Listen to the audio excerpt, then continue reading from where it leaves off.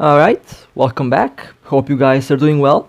Last night I rewatched some of the older movies, like 2012. That movie is one of my favorites. Not really sure why I enjoyed it so much.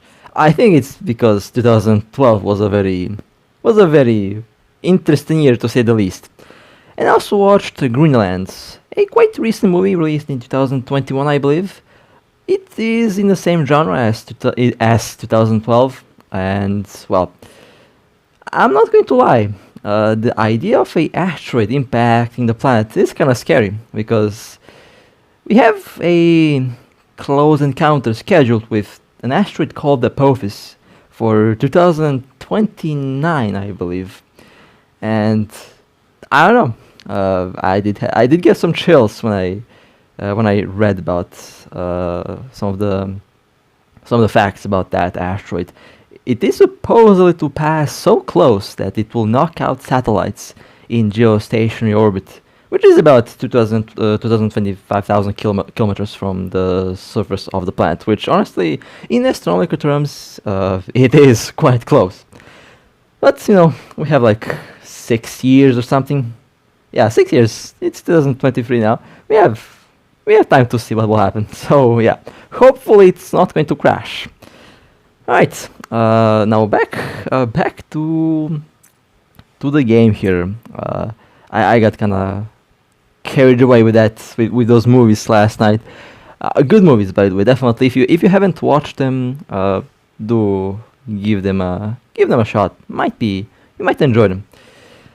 Now, I have been playing the RB quite often, and feels like I started the game completely fresh. I really did miss flying this thing. I missed flying the Covert cruisers. I started on Covert cruisers in a way. I did learn a lot of about the game on the ships, and I'm very happy that I'm able to enjoy these boats. Now I have the bombarding plant, and on the RB in most cases I don't really use the more expensive drones. The more expensive drones are more for the Stratios, since the Stratios is a bit more expensive, but the Stratus has that one key advantage over the RB. It basically has no lock delay. Now the RB does have a 8.5 seconds targeting delay upon decloaking, and I just realized I have the Mark 7 Cortops cloaking device. Surprisingly, I have no Mark 9. I do wonder when they will release the faction Cortops modules. I believe they'll be released when they release the Black Ops battleships, but that's just my guess. But the RB has a 8.5 seconds targeting delay when you decloak, which honestly is pretty good, since some of the other ships have a 30-second delay, or the classic Cortops cruisers have a 15-second delay. I remember they have changed the lock delay, minus 50% lock delay from the roll bonus on this boat, and no other skill that decreases that. Let me quickly just double check how much the delay is on the other cruisers. Where are the Covertops cruisers? Why is there no Covertops cruiser category? Oh, Force Recon ships. Okay, my apologies. I almost forgot their name.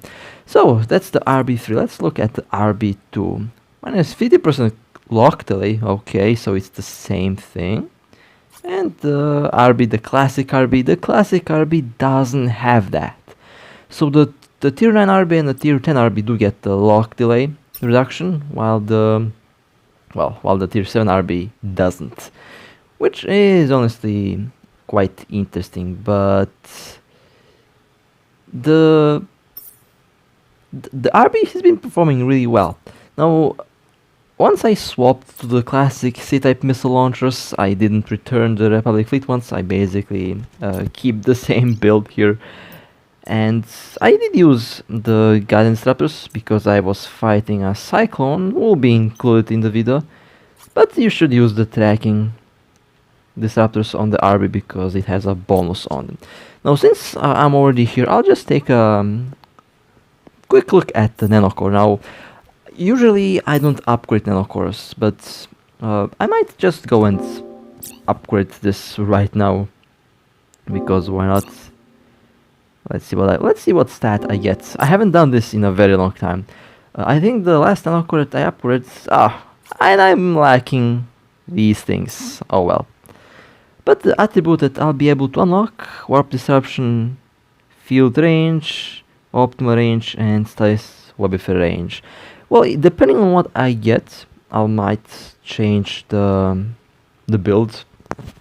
Although I can technically reprocess some of my nanocores that I have right now, or do I have that in Yita? That's the question. Let me just take a quick look at my hangar here. So I'm going to be leveling up this nanocore just to at least try to get a bit more range on the disruptors. I believe the extra disruptor range is going to be very helpful, especially if I want to orbit at the optimal range of the... Oh, I can! This is going to be fun. Alright, so let's reprocess one. I have 8 of these nanocores to get rid of. And I do get some nice things. Okay, let's reprocess that one.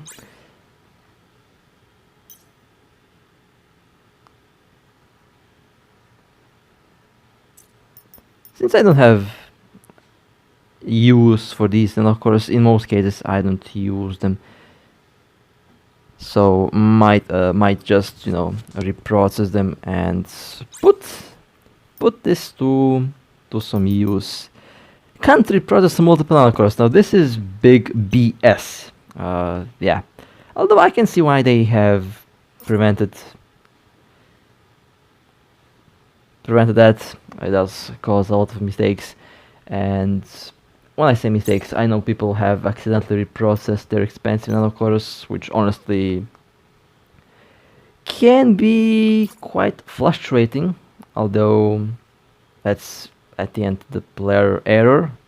But it's nice to have some defenses against that, but at the same time it's also highly annoying to have to reprocess them one by one. I don't like that. It should be at a risk, but in any case, let's just do this real quick. Depending on what I get for the RB, I will probably sell my... I'll probably change my build.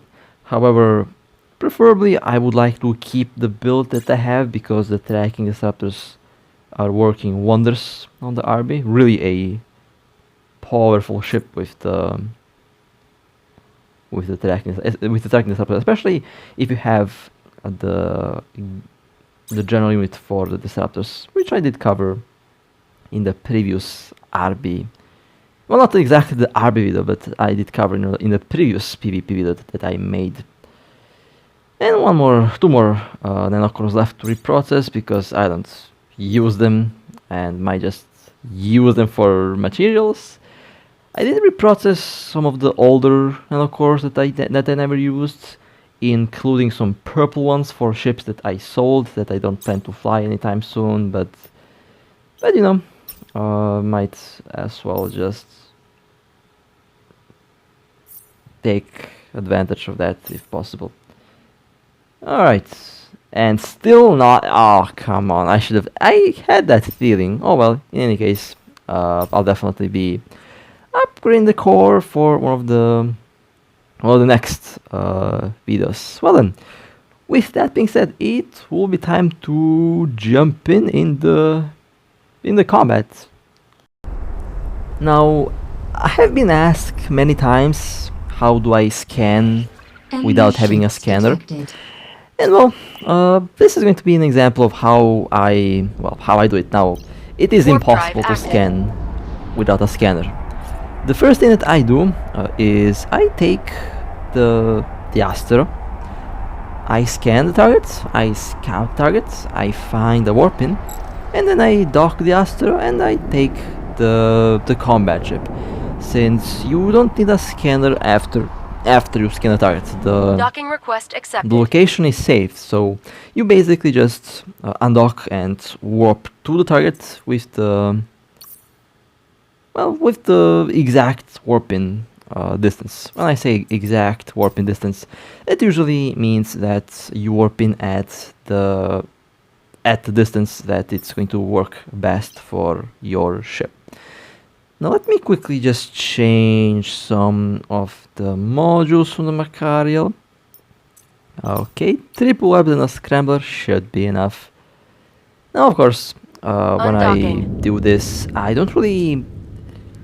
usually try to be fast, but in this case I thought to just show you how this works, because I have been asked thousands of times how do I scan without a scanner, and in some cases I have seen some players report me for cheating because they saw me warp without scanning. So this is how it works. Active. I have been reported 1,000 times in the last 3 months. It's been insane. It's been quite crazy, honestly. It's been quite crazy. Reported for being good.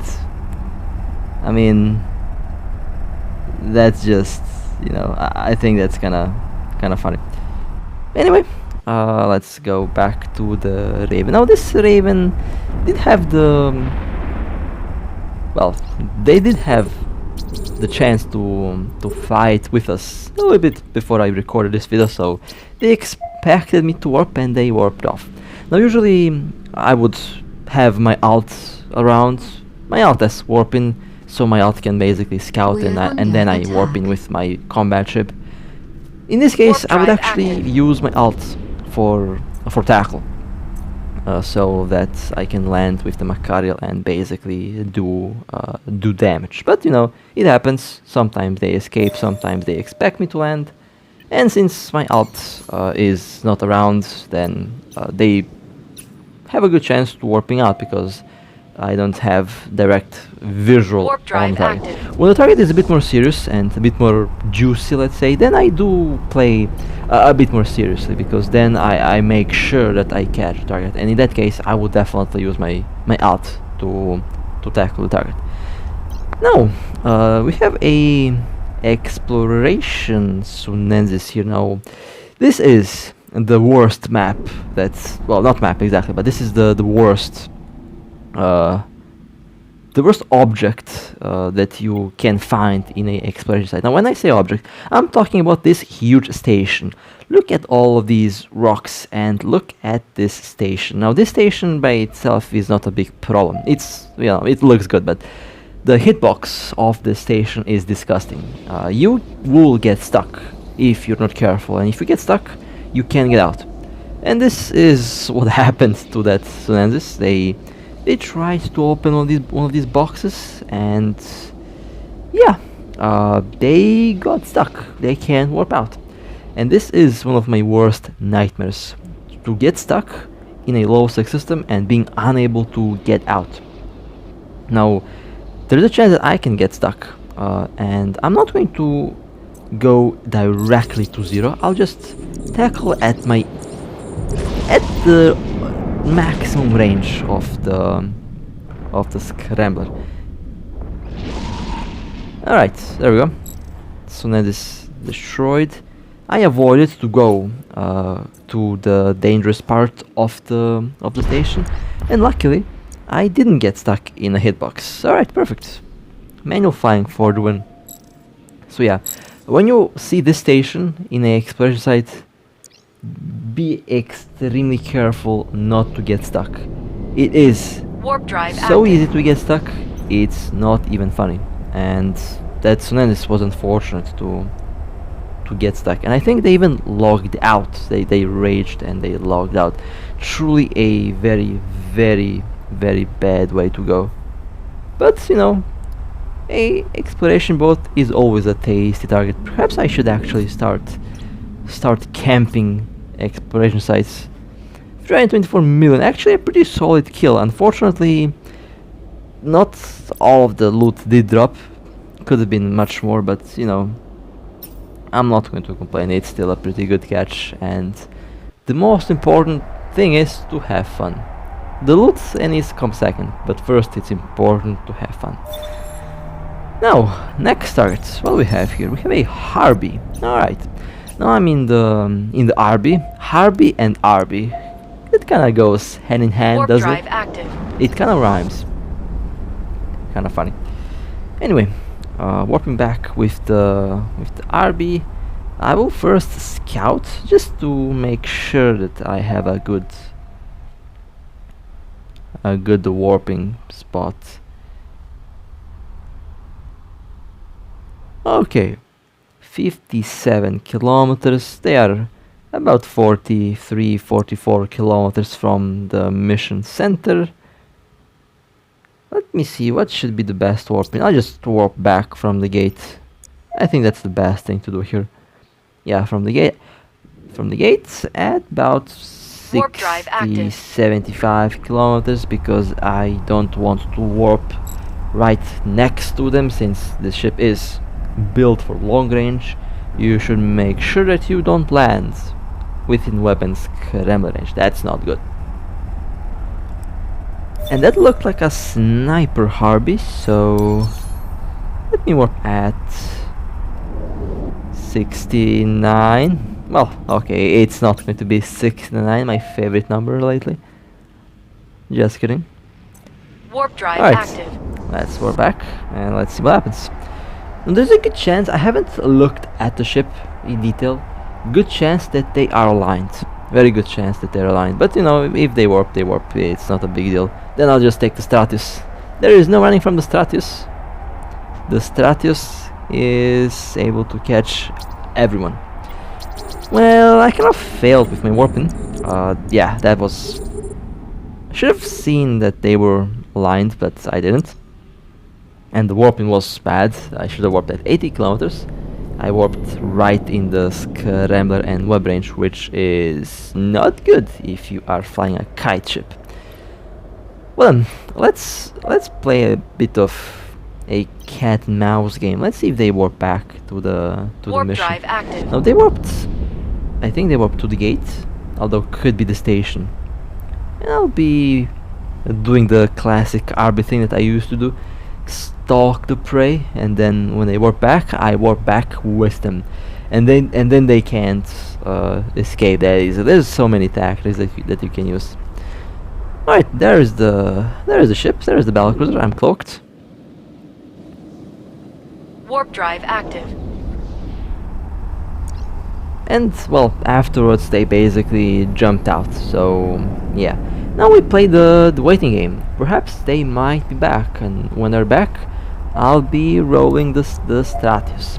Now, speaking of the Stratios, we have a new target. Now, the target is, surprisingly, inside of a Inquisitor anomaly. Now, I don't usually Warp like drive to active. go with the RB in Inquisitor and Scout anomalies because it has the lock delay. With the Stratios, I can observe what's happening, and I have a good chance to tackle the targets without being noticed on time. The RB can get decloaked, although the Stratios, for some reason, doesn't suffer from that issue. Not really sure why, but Warp drive I think it's just the luck factor. I have more luck with the Stratios than the Asteroid, but in any case, I'm going in, third room, and it's empty. And this, yeah, the same thing, by the way, can be applied with the Inquisitor sites. If you have this station, you can get stuck in a structure, so be careful not to get stuck in a structure. It's very easy to get stuck, and it's very difficult to get out, and it's very easy to lose the ship. So these are some of the things that you have to keep in mind. Reminds me, like Warp drive 3 years active. ago, when I was roaming around with a fleet in Lowsec. Oh man, those days were so fun. Those days were very fun. I think it's because the game was fresh and everything was kind of unknown. It had that novelty feel to it, and I think when we receive wormholes, it's that feeling is going to return. I would love wormholes. I would literally go in, and I might actually do a wormhole series where I go in the wormhole and I basically Warp don't drive dock. active. I sit inside for as long as possible until my ship dies or until my cargo hold is full, and then I'll be making my way out of the wormhole. Honestly, the amount of things that you could technically do in wormholes is that alone makes me very excited. And for the developer that's watching the video, and I know the developers are watching, I talked about that before. I know they're here. Wormholes will definitely bring back a lot of players to the game as well. A lot of players that I know would come back if this game gets wormholes. Warp drive Would active. definitely inject more life into the game, because I know wormholes. The feeling of unknown is what's going to attract a lot of players back to the game, and it's something that's going to be completely fresh and completely new. Okay, so I talked about that Harby a couple minutes ago, and they are back. Oh, and I'm also back. This time with something even stealthier. The Stratios. This Harby is about to have a very bad day. Tackled, scrambled, webbed, 0 kilometer orbit. They're using beam lasers. At this distance they are not going to do any damage to me, so I'm safe. But their ship is definitely not safe. I have been webbed, but not a big issue. I am with an afterburner, and I can easily maintain a speed tank even at this distance, because beam lasers have not good tracking. Even on the Harby they are not going to be able to track a Stratios orbiting at 0. And there we go. Told you that I'll use the Stratios to catch this Harby. Being aligned is a good thing, is a good tactic, but being aligned is just not going to be enough to fool a Stratios. Stratios is just, you know, one of the best drive temple ships in the active. game alongside bombers. And I love this thing. I love this ship. Honestly, I love this ship. It's wild. And the drone bombs on this monster, they wreck. I will also do the chameleon. I'll play the chameleon actually. I decided not to sell the chameleon. I decided to use it, and it will be fun to use the Cloak chameleon for PvP, since I have the drone bombs, and since Gurista ships are 80% drones, 20% missiles. Don't fit your Gurista ship for missile damage, and don't fit large missiles on the chameleon. It's not a bad. It's not a good build. Not a good build. That was a quite juicy Harby, almost a billion. Nice. Next, we have a thorax. Well then, the RB it is. I might actually use the classic RB for the Warp small drive targets, active. and the big RB. Actually, they're the same size. The higher tier RB might be used against more serious targets, but I do want to fight the classic RB. I really do want to fight the tier 7 RB. I think it will be fun. I really think it will be fun. Alright, there is the thorax. I'm scouting. Okay, fair enough. My drones were not Warp placed drive properly active. for whatever reason. Warping out so that I can decloak, and so that I can basically return to the mission with a good warping. With the Stratios, good warping is also quite important, but with the RB you really need to have a good warping, because there is no emergency cloak and tackle like you can do on the Stratios. On the Stratios you can actually afford to Warp drive active. be a bit clumsy, because you don't have any lock-on delay. With the RB you can't really do that, so you have to be accurate. Although with the Stratios you have some other disadvantages. The speed, for example. The Stratios is a brick. That thing is slow, like a battleship, literally slowest cruiser in the game. Alright, that was a good warping, right in the optimal range. Scramble, I have no scrambles pointed. Tracking disruptors are working. That thorax is definitely not going to hit anything. The run bombs are also working, and there goes the armor, there goes the hull, there goes the ship. Nice. Alright, let's collect the wreck. We're under I mean, attack. I wish I have the face cam on, just to see how happy I am flying this thing. I love the Arby. We're A under attack. truly iconic ship for me. And I have a very bad feeling about looking at the build on this thorax. Should I open up the kill, or Warp drive active. should I not look at the build? Let's not. Let's not. I have a bad feeling. If I, yeah, let's not look at the build on the thorax. Let's just not do that for now. Let's just go to the next targets.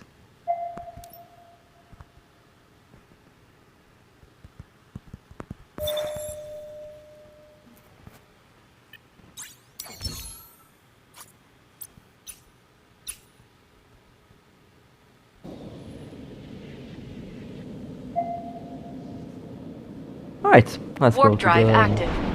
to the next one.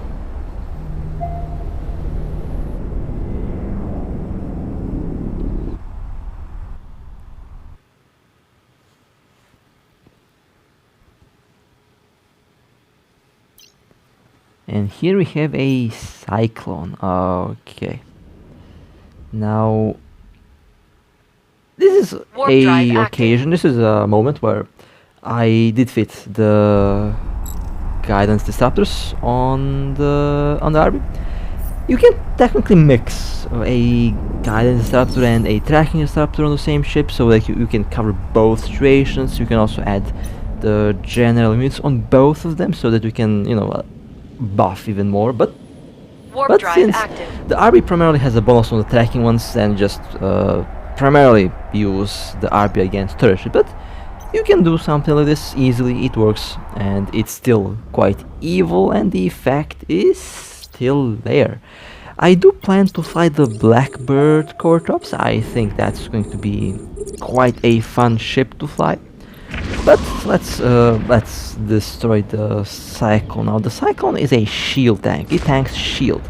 Now for whatever reason this Cyclone was already in low shield. Not really sure what's been happening there. So it makes the target much easier to shoot down. We're under attack. Did I make a Cyclone video? I think I did. I made multiple Cyclone videos in the past, but there are some very good Cyclone builds that you can use that are also quite cheap. Doesn't have to be integrations, under but that Cyclone build did not seem like a good one. Although, not bad. We're Some under attack. green loot, always nice. I'm not going to be greedy with the loot. I think I was never greedy with the loot. There were times Warp where I drive was active. pissed at the loot drops. That's a fact though. I was pissed at the loot drops sometimes, especially when that, what was it, a Barghest or a Balgorn? I forgot. There was a very crazy crazy kill, and the main price did not drop, unfortunately, and I was pissed. I was very angry back then. But now I just take whatever drops. I'm just looking to have fun, honestly, because the game is really fun. Well then, a kite cyclone. Why was a kiting cyclone close to the enemies? That build is not that bad. It's a kite build. Should have been used at distance, but they were not at distance. They were close to the targets. That was their mistake. They Warp should drive have active. they should have orbited at like 45 kilometers, and their ship wouldn't have taken any damage. I think they messed up with the primary target, and they let the Scrambler ship get to them. Now what do we have here? We have a Vexor Navy. I remember with the classic RB, a Vexor Navy felt like a challenge back then, because at the time tier 7, tier Warp 6 drive was top active. tier, and catching one of these ships with the RB was a challenge, because these things are scary. The Vexor has a good bonus on damage, and it's also fast, and it can be tanky, but the main trait of the Vexor is its DPS and speed. Overall, a very interesting ship indeed, and I do like the Vexor hull. Warp drive But active. I'll come back for a. I did have a good warping on this Vexor, so I'm going back now, and well, yeah. Okay, perfect warping, perfect warping. Okay, for a second I thought that I'd land at 40 kilometers. Not bad. I landed at 23. I landed at 23. I forgot how to speak. Usually I edit out when I forget how to speak, which does happen often for some reason. I think it's just the way how my brain works lately for some odd reason. And that was a nice catch as well. Didn't go down fast. I might actually just go and use the classic Arb for the lower tier ships, since I believe I feel like the big RB should be used against the more Warp drive serious active. ships. But you know, it's still the RB. It works about in the same way, and there's honestly very little difference. The lock delay is, I would say, the biggest difference between all of these ships. The DPS is roughly about the same. Let's take a look at kill. 48 million, not bad. At least it's not cursed. That's what I'll say. All right. Well then, I believe that was a very nice little run today with all of these boats. The game does feel so much different when I fly ships that I used to enjoy flying, because I realized that flying the Revelation is, you know, is fun. I love the ship. It's a fantastic ship, but I believe recently I got kind of burned out of the Revelation. I mean, like 5,000 plus kills. Yeah, it's a bit overkill for one boat. But I still like the ship. I will probably add some Revelation clips in the next PvP video.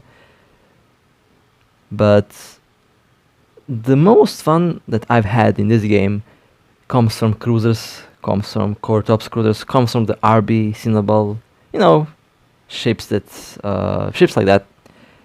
And when I jump back in these ships again, it honestly does feel like I'm playing the game for the very first time. That's just the amount of fun that I'm having. So hope you guys enjoyed this little solo roam with these classic ships. Well, classic. The RV is kind of a classic boat, but I do plan to return the true classic RV, the ship that's like 3 years old now, that I used to fly back then. It's still alive, and will be returned to service. So, again, with that being said, hope you guys enjoyed. If you would like to support me, feel free to like and subscribe. It does help out a lot. And with that being said, stay safe, fly safe, and as always, I'll see you next time.